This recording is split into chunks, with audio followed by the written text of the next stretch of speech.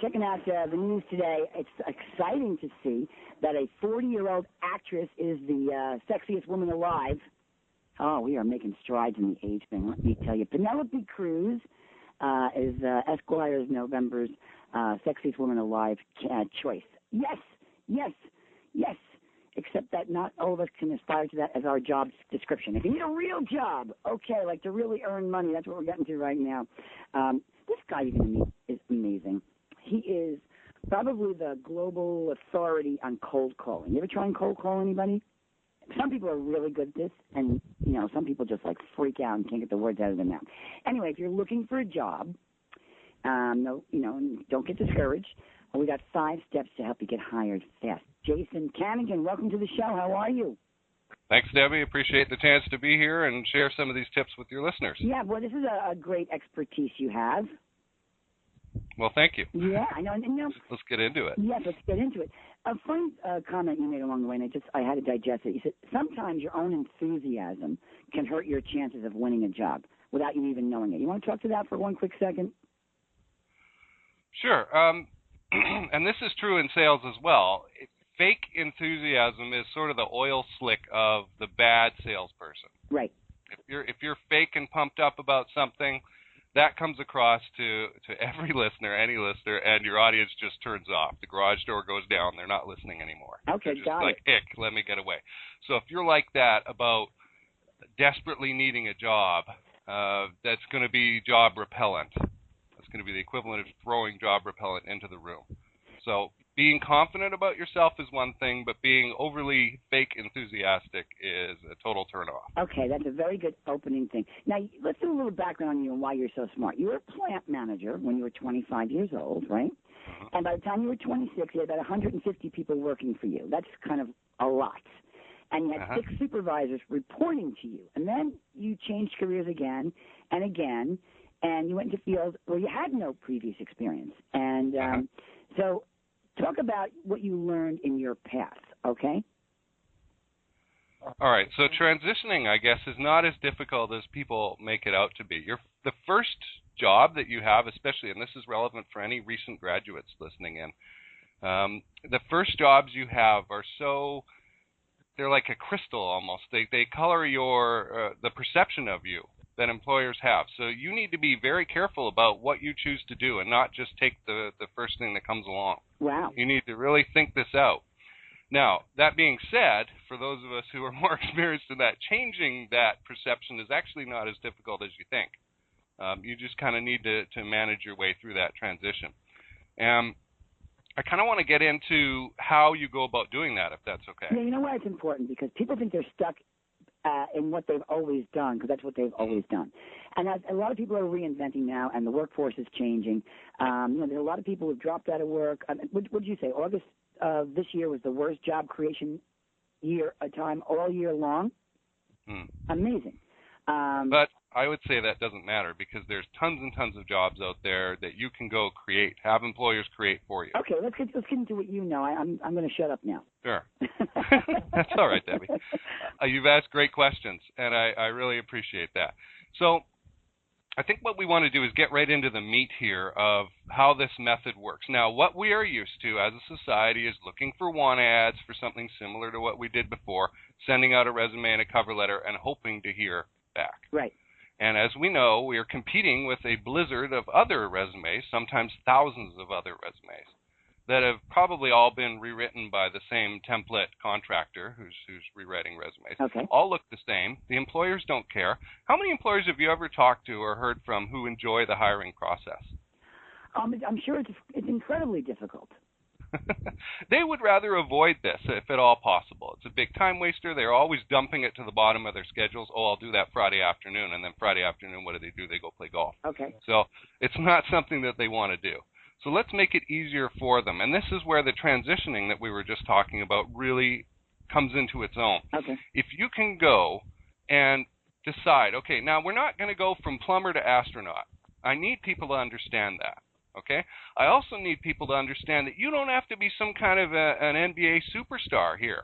You can be okay, you can be average, but by doing the simple things that I'm about to explain, you will stand out above everybody else because nobody else is doing anything like this. Yeah, now, and it's about standing out because, again, there's thousands of resumes, and you made a very key point. Everybody's looking for how to write the perfect resume in the same, taking the same rules, so they're starting to all look the same again. Right. So let's not do that. Okay. Now, nobody has ever explained a different method other than resumes and cover letters and chasing want ads. What if we could say, okay, here's a realistic thing that I could do, right? It's a bit of a stretch maybe because I've never done it before, but I do have the skills and some of the experience and all that, right? And I can go target that. Now I will go find, say, 20 potential employers who do that kind of thing, who need that kind of role done. And a little research will demonstrate this for you. It's not too hard. We want to look for companies that are maybe between, say, around 10, 12, and maybe 45 people. Okay. Because these companies have people doing jobs. They're used to hiring another person. It's no big deal to them. They do it all the time. They just hire another person. And they've got the budget to make another job for you. It's no big deal. Okay. Then we're going to create some online content.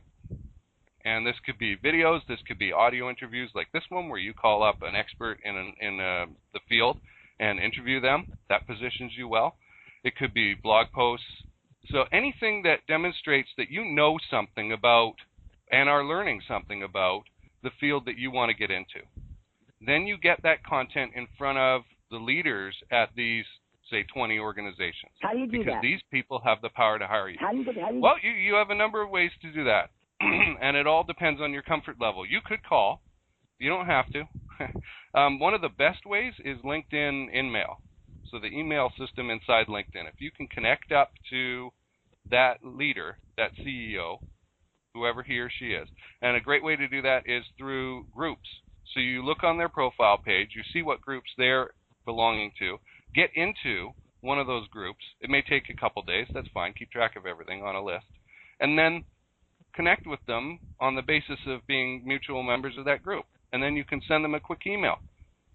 Well, first of all, not too difficult. Stop there. That one tip alone changes the game for many people listening. Because the biggest problem when you think you've got something unique and fabulous is how do you get through the barrier to connect to somebody that you know a million people are trying to get to. And as somebody who does many interviews with high-level decision makers. Yeah, I mean, they're bombarded all the time, so you got to be different and you got to connect. So I thought that was terrific. What else would you do? And so we're just going to say, hi, I created this content. I thought of you. I think it's relevant to you. Look, if you never want to hear from me again, just hit reply with the number 1 in the message. That's all you have to do, and I'll know never to bother you again. But I do think this is relevant to you, and you'll like it. And if so, I'm really interested in hearing what you have to say. And you're starting a dialogue with these folks. Now, these are CEOs, presidents of companies. They don't have the policies and procedures and budgets that human resources and that have to deal with. They can shrug all that off and say, no, I want that person. Got it. And so you keep sending the people who like this stuff. You keep sending more and more to them, like say once a week or something. Okay. And you're standing out. And over time, they will begin to think, how can I use this person? This person belongs in my organization. They take initiative. They go find out about things. I like that. They clearly know their topic. And this is that transition that I was talking about. You're demonstrating you know your topic by providing them this consistent content. Okay, wonderful. So is that one very critical thing. There are 5 things people listening might benefit from that you said you're going to tell us. Where do you want to go next? Well, I think we started off with the right thing about being very clear about the job you want to do. Okay. And making sure that you're not going to Mars, right, with this one. We're staying on planet Earth here, right? And you don't have to be a superstar. The second thing is we can start doing information interviews, which are quick talks. And if you're smart, you record these things and turn them into part of that content that we were just talking about. So let's say that you want to transition, maybe even you could be working in construction and say you want a better construction job. Well, find people who are already doing that better construction job at better companies and interview them. Call them up and say, hey, can I, or go visit them. Right? Companies will let you do this. You can go right into their offices most of the time. Most companies will be totally fine with this and talk to one of their employees who is doing the job that you're wanting to do for 20 minutes. They're totally fine with it. And You ask them how it goes, what kind of day-to-day activities they have, what the environment is like working there. And so you do 3 or 4 of these, you're going to get a pretty good picture of what it's like at different companies to do that role, right? Right. And now you can even target better and know what you want better, right? I want to work at this kind of company, not that kind of a company, for example. The role could be the same, but the whole attitude and culture could be completely different. So you're just encouraging proactivity. If you really want to change, you got to make the change yourself. And you don't always have to be who you've always been. So you need to show other people that, you know, you've gained knowledge and figure out how to present it. What about somebody who's really shy? This sounds like something that would be difficult for a shy person. Possibly. You know what? I'll ask this, Debbie. What else have you got to do? If you're unemployed, what else have you got to do? If you're going to play the waiting game with resumes and cover letters and competing with tons of other people, I don't want to play that game. Do you want to play that game? No, let's talk about age in terms of this game. Is the game the same at every age or for every gender?